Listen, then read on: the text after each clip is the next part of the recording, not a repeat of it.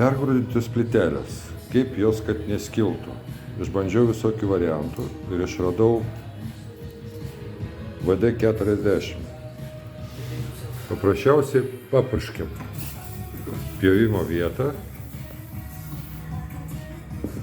ir pjaunam.